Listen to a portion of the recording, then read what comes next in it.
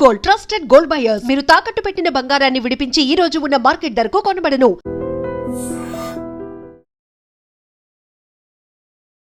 Hello guys, welcome back to iDream Media. ఈరోజు మనతో ఉన్నారు సర్టిఫైడ్ ఫైనాన్షియల్ ప్లానర్ అయిన మాధవిరెడ్డి గారు. ఒకసారి స్టాక్ మార్కెట్ యొక్క అప్డేట్స్ ఏంటో తెలుసుకుందాం. Hi ma'am. హలో అండి. మార్కెట్ అప్డేట్ చూసుకుంటే మ్యామ్, నిఫ్టీ 50 అరౌండ్ -174 పాయింట్స్తో 24,000 దగ్గర ఉంది. Sensex 80,000, bank Nifty 55,000, IT Nifty 36,000 change దగ్గర ఉంది. మార్కెట్ రెడ్లోకి వెళ్ళింది. దీన్ని ఇంపాక్ట్ చేస్తున్న రీజన్స్ ఏమేమి ఉన్నాయి, గ్లోబల్ ఫ్యాక్టర్స్ ఏమున్నాయి అంటారు? సో మార్కెట్స్ అయితే ఒక రేంజ్లో స్టక్ అయినట్టయితే కంప్లీట్గా కనిపిస్తున్నాయి. అంటే హ్యూజ్ వాల్టిలిటీ కూడా ఉంది.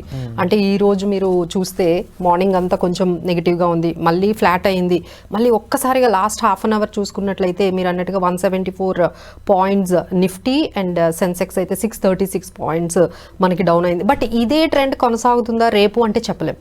మళ్ళీ రేపు మీరు ఇమీడియట్గా మళ్ళీ పాజిటివ్ చూడొచ్చు. సో ఈ విధంగా మనకు ఒక 2-3 వీక్స్ నుంచి ఇదే మనకి ప్యాటర్న్ అయితే కనిపిస్తుందండి.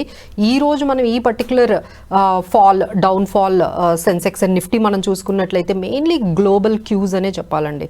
అంటే ఒకవైపు మనకి ట్రంప్ ఇంపాక్ట్, అంటే చైనా ఈజ్ అక్యూజింగ్, ఏం అక్యూజ్ చేస్తుందంటే ఆయన ఏమైతే ట్రేడ్ అగ్రిమెంట్స్ చేసుకున్నారో వాటిని వైలేట్ చేస్తున్నారు. So this is not good, we will retaliate it, అంటే దాన్ని మళ్ళీ మేము సమాధానం చెప్తాం అన్నట్టుగా చైనా కూడా అట్లా ఎప్పుడైతే సమాధానం ఇచ్చిందో అది ఒక రీజన్. తర్వాత అక్కడ కూడా అంటే సిచ్యువేషన్ యూఎస్లో కూడా ఈసారి ఎకనామిక్ గ్రోత్ జస్ట్ 1.5%కి మించకపోవచ్చు. ఎందుకంటే ఈ ట్రేడ్ టారిఫ్స్ 1938 నుంచి కూడా ఇంత ఎక్కువగా ఇంత టారిఫ్స్ ఎప్పుడూ లేవు. సో ఇది అక్కడ ఉన్న ఎవరైతే యూఎస్లో ఉన్నారో ఆ కన్జ్యూమర్స్కి బాగా ఇంపాక్ట్ అవుతుంది. అక్కడున్న మ్యానుఫ్యాక్చరర్స్ కూడా ఏదైతే రా మెటీరియల్ వాళ్ళు తెప్పించుకుంటున్నారో ఇప్పుడు ట్రేడ్ టారిఫ్స్ వల్ల చాలా హ్యూజ్గా కోట్ చేస్తాం కాబట్టి సో డెఫినెట్గా అక్కడ ఉన్న మ్యానుఫ్యాక్చరర్స్ కానీ, అక్కడున్న ఇన్వెస్టర్స్ కానీ, అక్కడున్న కన్జ్యూమర్స్కి కానీ ఇది మంచిది కాదు, ఇది చాలా నెగిటివ్ ఇంపాక్ట్ చూపిస్తుంది అని అక్కడ కూడా వార్నింగ్ ఎప్పుడైతే OECD నుంచి వచ్చిందో, సో ఆ ఇన్ఫర్మేషన్ ఎప్పుడైతే ఆ న్యూస్ వచ్చిందో సో ఇమీడియట్గా మార్కెట్ హ్యావ్ టేకెన్ అండి. సో ఇది కంప్లీట్లీ గ్లోబల్ క్యూజ్ అని చెప్పొచ్చు. ఒకవైపు రష్యా అండ్ యుక్రెయిన్ మనం రీసెంట్గా చూసిన అటాక్ కూడా అది ఒక గ్లోబల్ టెన్షన్గా మనకు కనిపిస్తుంది. సో అందుకనే మనకి మళ్ళీ గోల్డ్ ఇంక్రీజ్ అవ్వడం స్టార్ట్ అయింది. ఎప్పుడైతే జియో పొలిటికల్ టెన్షన్స్ పెరుగుతాయో మనకి స్టాక్ మార్కెట్స్ అనేవి కొంచెం వాల్టిలిటీలోకి వెళ్ళడము, గోల్డ్ పెరగడము, ఇవన్నీ అయితే మనకి కనిపిస్తూ ఉన్నాయి. So is it the way of ఇప్పుడు నెక్స్ట్ మార్కెట్స్ ఏ విధంగా రెస్పాండ్ అయ్యే ఛాన్సెస్ ఉన్నాయి? సో ఇక్కడ మనం చూసుకుంటే these are all global news అండి. సో గ్లోబల్ న్యూస్ వల్లనే ఈరోజు మార్కెట్స్ కరెక్ట్ అయ్యాయి. బట్ ఇక్కడ మన ఏదైతే ఇండియాలో ఎకనామిక్ వైజ్ మన ఇండికేటర్స్ అన్నీ కూడా చాలా పాజిటివ్గా ఉన్నాయండి. So any time we can see some kind of improvement. అలానే మనకి సపోర్ట్ లెవెల్ కూడా ఇప్పుడైతే మనకి ఇమీడియట్గా ఈరోజు 24,542 దగ్గర మనకి నిఫ్టీ అనేది కనిపిస్తుంది. So we can see the range between 24,400 24,500 దగ్గర అయితే సపోర్ట్ ఉంది.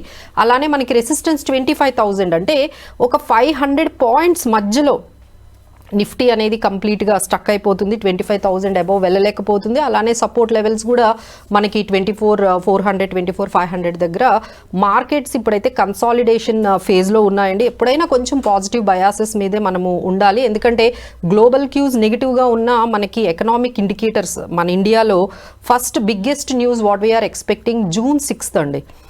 ఆర్బీఐ ఎప్పుడైతే ఈ ట్రేడ్ టెన్షన్స్ వల్ల మన దగ్గర లో కన్జంప్షన్ అవుతోంది, మన దగ్గర కూడా లో గ్రోత్ కానీ వచ్చే అవకాశం ఉంటుందని సో ఆర్బీఐ ఈసారి రెపో రేట్స్ని 50 basis points తగ్గించే అవకాశం ఉంది. దానివల్ల లోన్స్ అన్నీ కూడా చాలా చీపర్ అవ్వబోతున్నాయి. సో దానివల్ల కన్జంప్షన్ని ఇంప్రూవ్ చేయాలి, అలానే గ్రోత్ని కూడా కొంచెం పెరుగుతుంది, యాక్సిలరేట్ అవుతుంది ఎకనామికల్ గ్రోత్ అని. So we're expecting that big news on June 6th from RBI. This is the biggest news, అది ఒకటి మనకు కనిపిస్తుంది. అలానే GST collections about 2 lakh crore మనకి వచ్చాయి. అలానే ఆర్బీఐ డివిడెండ్ కింద గవర్నమెంట్కి 2 lakh crore కూడా 2.69 crores ఇచ్చింది. సో ఇవన్నీ కూడా మనకి పాజిటివ్ ఇంపాక్టే ఉందండి. But because of global news మన దగ్గర ఏదైతే పాజిటివ్ న్యూస్ ఉందో అది రిఫ్లెక్ట్ అవ్వట్లేదు. So it may take any time to become positive అండి. సో మార్కెట్స్ అయితే చాలా పాజిటివ్గా ముందు వెళ్ళొచ్చు. But right now it has been stuck between 24,500 and 25,000. 2 points ma'am. ముఖ్యంగా ఫస్ట్ది వచ్చేసి ఫుల్ పొటెన్షియల్ అనేది ఇక్కడ చూడకపోవడానికి మెయిన్ రీజన్ ప్రాపర్ ట్యాక్సేషన్ కానీ, లేకపోతే ఎక్కువ మంది ఆఫ్లైన్ మార్కెట్స్లో ఇంకా స్టిల్ రన్నింగ్. ఒకప్పుడు యూపీఐ అనేది లేనప్పుడు చేసిన ఒక 50 లక్షల లాంటి పెద్ద పెద్ద ట్రాన్సాక్షన్స్ కూడా ఎటువంటి డాక్యుమెంటేషన్ లేదు. బట్ ఆఫ్టర్ యూపీఐ వచ్చాక ప్రతిదీ కాస్త బెటర్ అవుతూ వెళ్ళింది. ప్రాపర్గా ఎవరెవరు ఎంతెంత సంపాదిస్తున్నారు, ఒక ట్రాన్సాక్షన్స్ ట్రాకింగ్ అనేది వచ్చింది. సో ఇన్ ఫ్యూచర్ మీరు చెప్తున్నట్లు కన్జంప్షన్ ఎక్కువ అవడం కోసమనో, లేకపోతే కొన్ని బెటర్ ఇంప్రూవ్మెంట్స్ ఎక్కడ చేసే ఛాన్స్ ఉందా అదర్ దెన్ లోన్సే కాకుండా? అవునండి, ఎందుకంటే ఇప్పుడు ఏదైతే మనకి 12 lakhs ఎగ్జంప్షన్ ఇచ్చారో అది మనకి ఆ ఇంపాక్ట్ చూడడానికి మనకు కొంచెం టైం పడుతుంది. కాబట్టి maybe we might see that impact. అలానే ఈ ఇంట్రెస్ట్ రేట్స్ ఏవైతే తగ్గించారో అది కంప్లీట్గా కన్స్యూమర్ వరకు వెళ్ళలేదు. ఇంకా 2 సార్లు తగ్గించారండి. ఒకసారి 25 basis points తగ్గించారు, మళ్ళీ 25 basis points తగ్గించారు, ఇప్పుడు 50 basis points తగ్గించబోతున్నారు. సో డెఫినెట్లీ ఇంపాక్ట్ అయితే మనం లాస్ట్ ఫ్యూ క్వార్టర్స్ చూడలేకపోయినా ఇప్పుడైతే ఆ కన్జ్యూమర్ ఎవరైతే మనం స్పెండ్ చేస్తున్నారో, లోన్స్ తీసుకుంటున్నారో వాళ్ళకి ఆ బెనిఫిట్ అనేది తప్పకుండా ఈసారి కనిపిస్తుంది. కాబట్టి so we're seeing some kind of change in the consumption. Low consumption అనే ప్రాబ్లం నుంచి మనం కొంచెం బయటపడడానికి RBI interest rate repo cut అయితే మనకి చాలా ఉపయోగపడుతుందండి. అలానే క్రూడ్ ఆయిల్ కూడా వీఆర్ గెటింగ్ సమ్ న్యూస్, అది ఎంతవరకు కరెక్టో తెలీదు, $65 per barrel చాలా వరకు మనకి కనిపిస్తుంది. సో మేబీ ఇక్కడ కూడా డీజిల్ రేట్స్ కానీ, పెట్రోల్ రేట్స్ కానీ ఏమైనా తగ్గించినట్లయితే that will also boost some kind of కన్జంప్షన్కి అయితే బాగా యూజ్ అవుతుందండి. So let's hope so government కొంచెం అన్న రిలీఫ్ ఇచ్చినట్టుగా ఈ పెట్రోల్ ప్రైజెస్, డీజిల్ ప్రైజెస్ కానీ తగ్గించినట్లయితే ఇంకొంచెం నెక్స్ట్ లెవెల్. ఎందుకంటే ఈ ట్రేడ్ ఇష్యూస్ వల్ల కానీ, లేకపోతే ఈ గ్లోబల్ క్యూస్ వల్ల మన ఎకానమీ కొంచెం డ్యాంపెన్ అవుతుంది. కాబట్టి ఇప్పుడు ఏదో ఒకటి కొంచెం మనం పాజిటివ్గా గవర్నమెంట్ చూపించాలి, గ్రోత్ని యాక్సిలరేట్ చేయాలి అంటే ఒకవైపు రెపో రేట్ కట్తో పాటు ఇలా పాజిటివ్గా కొంచెం పెట్రోల్, డీజిల్ ప్రైజెస్ కూడా తగ్గించినట్లయితే that would be very good impact అనేది మనకు కనిపిస్తుందండి. So still there are some good news like good monsoon అనేది మనకు ఉందండి. ఎందుకంటే ఈసారి చాలా ఎర్లీగా వచ్చేసాయి monsoons. So it has been started. So దానికి సంబంధించిన ఫెర్టిలైజర్స్ స్టాక్స్ మనము తీసుకోవచ్చు. అలానే మనకి ఎఫ్ఎంసీజీ కూడా ఇప్పుడు, ఎందుకంటే ఎప్పుడైతే మనకి ఈ మాన్సూన్ బాగుంటుందో రూరల్ కన్సంప్షన్ పెరుగుతుంది. యూజువల్లీ ఇండియాలో second half of the year లోనే ఎక్కువ కన్సంప్షన్ అనేది ఉంటుంది. అవునండి, and due to our traditions and culture, అదనే కాకుండా ఫైనాన్షియల్ అనలిస్ట్ అవునండి, కన్సంప్షన్ ఎప్పుడు మనకి ఫెస్టివల్స్ అంటే ఆల్మోస్ట్ జూలై నుంచి ఆగస్ట్ నుంచి స్టార్ట్ అవుతాయి. కాబట్టి కన్సంప్షన్ మేబీ ఆ టైం నుంచి, అంటే ఇప్పుడు అందరు బిజీగా ఉన్నారు ఎందుకంటే ఈ రూరల్ ఏరియాస్ లో కానీ. మీరే చెప్పండి, most of the investors, retailers అందరూ కూడా due to last 5 months market చూసి వాళ్ళందరూ సేఫ్ సైడ్ కొంచెం లిక్విడిటీని పెట్టుకోవడంలోనే ఎక్కువ మంది. అవునండి, సేఫ్ సైడ్ అంటే అందరూ కూడా ఇన్వెస్ట్ చేయడానికి అయితే భయపడుతున్నారండి మార్కెట్ లో. కొంచెం ఇప్పుడు ఇంకొంచెం ఆగుదామా మార్కెట్స్ అంటే, మాకు కూడా క్లయింట్స్ కాల్ చేసి చెప్తున్నారు, మేడం కొంచెం ఆగమంటారా, ఇన్వెస్ట్ చేయమంటారా, ఒక 5 lakhs ఒక 10 lakhs ఉన్నాయి, ఏమో మార్కెట్స్ కరెక్ట్ అయినట్టుగా కనిపిస్తున్నాయి. ఈ విధంగా చాలా మనకి డౌట్స్ అయితే వస్తున్నాయండి. But still we're saying like ఏదైనా మీరు ఒక 5 years మీరు కానీ ఒక గోల్ కానీ పెట్టుకున్నట్లయితే ఈ వాల్టిలిటీ అయితే మాత్రం భయపడకుండా మీరు ఒక 5 years టైం పీరియడ్తో పెట్టుకుంటే దెర్ ఆర్ మెనీ ఆప్షన్స్ అంటే according to the risk ability of the client. There are mutual funds ఉన్నాయి, డైరెక్ట్ స్టాక్స్ ఉన్నాయి, దెర్ ఆర్ డిఫరెంట్. అంటే ఇప్పుడు ఇంకో ప్రాబ్లం ఏమైందంటే అప్పట్లోనే ఎఫ్డి రేట్స్ చాలా తక్కువ అని అందరూ మ్యూచువల్ ఫండ్స్ కన్వర్ట్ అయ్యారు. సో మ్యూచువల్ ఫండ్స్ స్టాక్స్ ఇంతగా హైలైట్ అవ్వడానికి కారణం మనకి బ్యాంక్ ఇంట్రెస్ట్ రేట్ తగ్గడం. ఇప్పుడు ఏమవుతుంది, ఈ రెపో రేట్స్ తగ్గిస్తున్నారు. సో రేట్ కట్ అనేది జరుగుతుంది. సో ఇంకా ఎఫ్డీస్ మీద, ఫిక్స్డ్ డిపాజిట్స్ మీద రేట్ ఇంకా తగ్గే అవకాశం ఉంది కదా. So where is the choice? So they have to stay with invested in this. At least inflation అంటే గవర్నమెంట్ చెప్తున్నట్టుగా ఇప్పుడు మనం లోయెస్ట్ ఇన్ఫ్లేషన్లో ఉన్నామండి.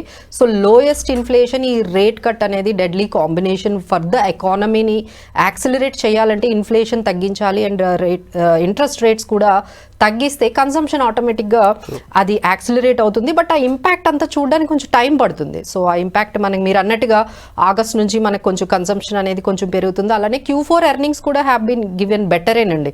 అంటే 70% కార్పొరేట్స్, అంటే 60 to 70% corporates have given some decent returns వాళ్ళైతే చూపించగలిగారు. సో నెక్స్ట్ క్వార్టర్లో కూడా మనకి ఇంకా బెటర్ కానీ చూపించినట్లయితే markets will accelerate. But right now అయితే మార్కెట్స్ కొంచెం కన్సాలిడేట్ అవుతున్నాయి. కొంచెం స్టక్ అవుతున్నాయి. ఇంకా ఇలాంటి టైంలో మనకి ఆటో సేల్స్ కూడా మంచి గ్రోత్ చూపించాయండి. ఆటో సేల్స్ బాగున్నాయి, లైక్ టీవీఎస్ మోటార్ కానీ, M&M, బజాజ్ ఆటో, అలానే డిఫెన్స్ స్టాక్స్ మీరు చూసారు కదా. So government is investing a lot in to defence, like BDL, paras defence ఇలాంటి. అలానే ఎప్పుడైతే ఈ రెపో రేట్స్ తగ్గించారో హోమ్ లోన్స్ తీసుకోవడానికి ఇష్టపడతారు. అవును, ఇంట్రెస్ట్ రేట్స్ తగ్గింది, కొంచెం హోమ్ లోన్ తీసుకుందాం, మనకి EMI బర్డెన్ తగ్గుతుంది, సో EMI కూడా మనకి ఇప్పుడు తక్కువ పడుతుందని చాలామంది ఇప్పుడు హోమ్ లోన్స్ రేట్స్ తగ్గగానే కొంచెం ఇంట్రెస్ట్ చూపిస్తారండి. సో అందుకని రియాలిటీ సెక్టార్ మీద కూడా DLF కానీ లేకపోతే ఇలాంటి కొన్ని రియాలిటీ సెక్టార్స్లోకి మనం వెళ్ళొచ్చు. అలానే ఈ గోల్డ్ లోన్స్లో కూడా మనం గోల్డ్ లోన్ కంపెనీస్ అయిన ముత్తూట్, తర్వాత మనపురం ఇలాంటి వాటిల్లో కూడా మనము ఇన్వెస్ట్ చేయొచ్చు. లైక్ ఫెర్టిలైజర్ స్టాక్స్ ఎస్పెషల్లీ ఈ సీజన్ అంతా కూడా ఫెర్టిలైజర్స్ వాటి మీద ఉంటుంది కాబట్టి, సో ఫెర్టిలైజర్ స్టాక్స్లో కూడా ఇన్వెస్ట్ చేయొచ్చు. But there are certain opportunities, but who can stay for the longer period. ఇవన్నీ కూడా 1-2 ఇయర్స్లో అయితే మాత్రం తీసుకోవడానికి లేదు. But if you want to keep adding some good stocks, ఇలాంటి టైంలో మనకి వాల్యూషన్ ఏదైనా మంచి స్టాక్ స్పెసిఫిక్గా, సెక్టార్ స్పెసిఫిక్గా ఒక టైం పీరియడ్తో మాత్రం మీరు బై చేసుకోగలిగితే definitely it will be a great wealth creation అండి. ఎందుకంటే there are no other options of investments which can beat inflation. Definitely ఒక పోర్ట్ఫోలియోలో లాంగ్ టర్మ్ స్టాక్స్ అనేవి చాలా ఇంపార్టెంట్, ఒక బెటర్ కంపెనీస్. అందుకని మీరు కూడా చెప్తూ ఉంటారు ఎప్పుడు ఇండెక్స్లో కొన్ని టాప్ కంపెనీస్ అనేవి మాత్రం డెఫినెట్లీ పెట్టుకోండి. అండ్ లాస్ట్ టైం ఎవరైతే స్మాల్ క్యాప్స్ అని ఎగిసిపడ్డారో వాళ్ళందరికీ లాస్ట్ 5 months ఒక బిగ్ లెసన్ అయింది. మిడ్ క్యాప్స్, లార్జ్ క్యాప్స్ మాత్రమే కాస్త రిస్క్ టేకింగ్ బెటర్ ఉంటుంది. అంటే ఇక్కడ ఎక్కువగా ఇలాంటి టైంలో అందరూ మెయింటైన్ చేయాల్సింది ఏంటంటే ఒక డైవర్సిఫికేషన్ అనేది. ఒక డెట్ స్కీమ్స్లో పెట్టుకోవచ్చు, కొంత గోల్డ్ కొంచెం పోర్ట్ఫోలియో డైవర్సిఫికేషన్ చేయొచ్చు, కొన్ని లార్జ్ క్యాప్ స్టాక్స్ ఇలా కానీ మీరు పోర్ట్ఫోలియో పెట్టుకున్నట్లయితే ఈ టైంలో కూడా ఈ టైంలో కూడా ఇన్వెస్ట్ చేయడానికైతే భయపడాల్సిన అవసరం లేదండి. It's only requires me risk బట్టి, మీ గోల్ టైం పీరియడ్ బట్టి మనకి ఎలాంటి స్కీమ్స్ కావాలి, ఎలాంటి స్టాక్స్ కావాలి అనేది మీరు అసెట్ ఎలొకేషన్ కూడా పర్ఫెక్ట్ డైవర్సిఫికేషన్తో డిసిప్లిన్డ్గా వెళ్తే there is no need to panic. So definitely right investments and that to right product తెలుసుకోవాలనుకున్నట్లయితే తప్పకుండా ఒక ఫైనాన్షియల్ ప్రొఫెషనల్ అయితే మీరు కన్సల్ట్ చేయొచ్చు. దానికి సంబంధించి నెంబర్స్ అయితే ఇక్కడ డిస్ప్లే అవుతూ ఉంటాయి. ఫర్ పర్సనల్ అపాయింట్మెంట్ మీరు డైరెక్ట్గా నెంబర్స్ కాల్ చేసి మ్యామ్ని అప్రోచ్ అవ్వచ్చు. Thank you so much ma'am. Thank you.